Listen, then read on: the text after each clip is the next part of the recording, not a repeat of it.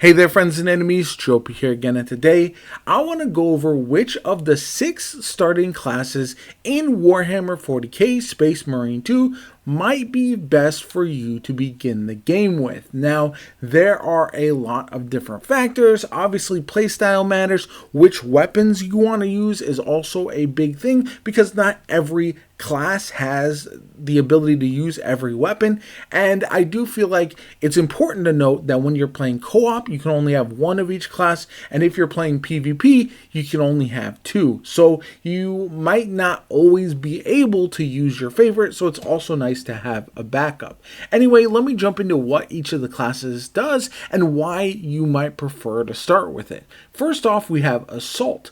This one really seems to shine with the jump pack, and this allows you to fly up in the air and drop down with something like the Thunderhammer, which is its melee option in order to absolutely destroy a bunch of enemies down below. It can also use the heavy bolt pistol for a ton of damage, as well as the power fists if you want to use those instead of the Thunderhammer. Now, the Assault class is interesting to me because it does seem to provide a playstyle that is almost kamikaze-like. You're going to essentially launch yourself into the enemies over and over and over again, sending the enemies flying and doing a ton of damage. This is especially going to be important if you are playing on harder difficulties, as you will be jumping into the mix quite often. So you want to make sure your survivability is really high in order to play this class as you go through the game. You don't want to level everything for this like the Thunderhammer, for example,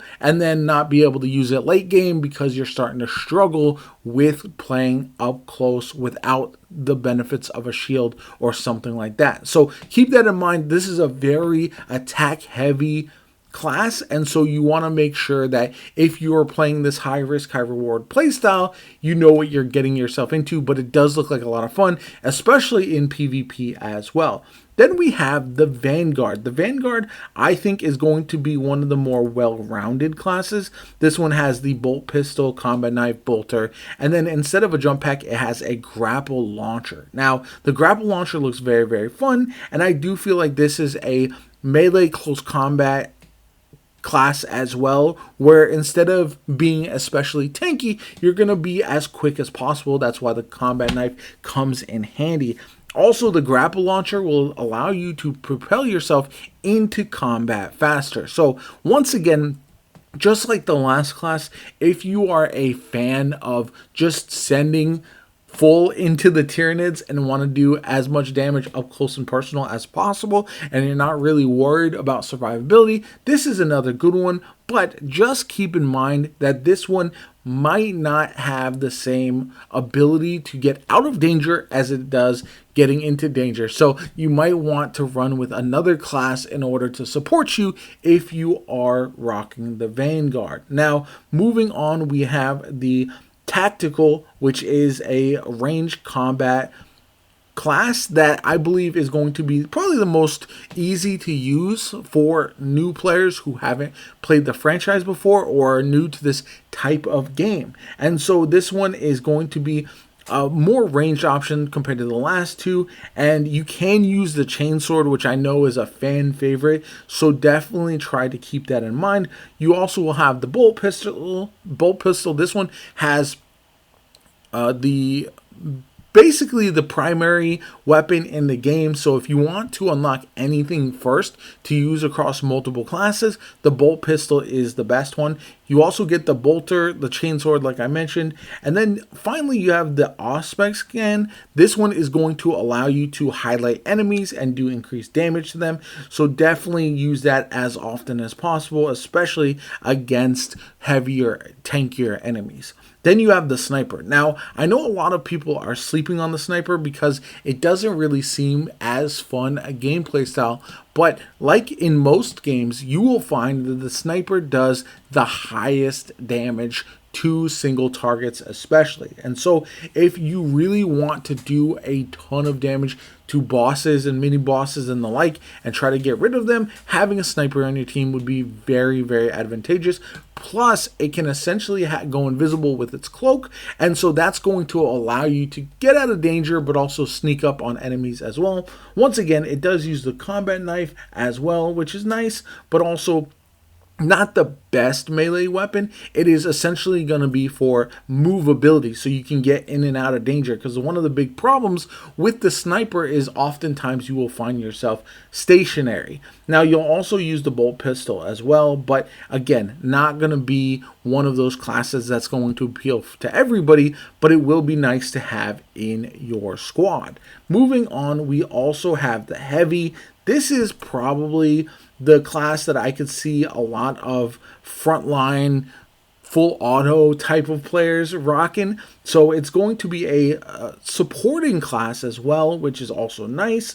And it's going to have really high defense and high firepower. So you can essentially chew through the enemies pretty quickly, which is nice. Not really melee focused though, so if that's something that you want to use, then just keep that in mind. It does really focus on the heavy bolter and the plasma cannon, plus you have an iron halo ability to block incoming damage. So all of that combines to be a really tanky character, not the tankiest in the game, but one that is essentially a walking juggernaut where you can just spray down with your heavy weapons and do a ton of damage and clear ads really quickly. Finally, we have the Bulwark. This is going to be your sword and shield type tank character because it does use the storm shield, which is essentially a permanent version of the last shield that we were talking about with the heavy, and so that allows you to block a ton of damage. Maybe not quite as much. It doesn't make you invulnerable or anything like that, but this one is very, very nice. And so when you are trying to decide what team composition you want to use, this is a character that I could see a lot of people running, especially because it also has a perk that allows you to drop the chapter banner, which buffs your entire team, which is pretty insane. You can also use the power sword and the plasma pistol as a couple default options for weapons. Now, going through and deciding which one you want to play, it really will be based on a couple different factors. Play style, what teammates you have if you're playing co-op or PvP or solo, and what the composition of your squad is going to look like. For example, running a assault, vanguard, and tactical might not combine as well with the squad, whereas if you do run a bulwark with an assault and vanguard, you can really be aggressive and in your face and essentially stay alive much, much longer based upon having the shield, also having the chapter banner, and being able to get yourself out of danger because you have that character that is essentially helping to keep everybody alive. Same thing with if you were rocking the heavy. To distract enemies, rock the iron halo, and then you can behind you have a tactical and a sniper to do most of the damage, or you can run a bulwark and then have a sniper and a tactical behind you. So team composition is going to be very important. But at the end of the day, if you are a very aggressive player, you're likely going to lean towards the assault or vanguard. If you are a more cloak and dagger type player, if you want to stay back and hit your shots and do a bunch of damage, then the sniper is going to be for you. If you want to play a medium range, you want to do a little bit of everything, the tactical is probably your best option.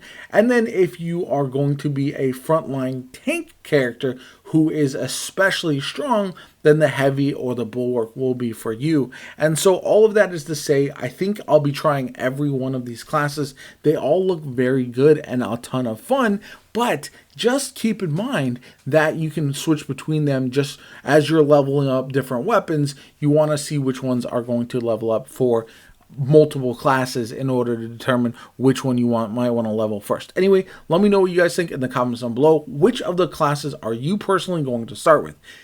Like the video, comment, subscribe. As always, my name is JoPa. Have a good one. I'll catch you all later.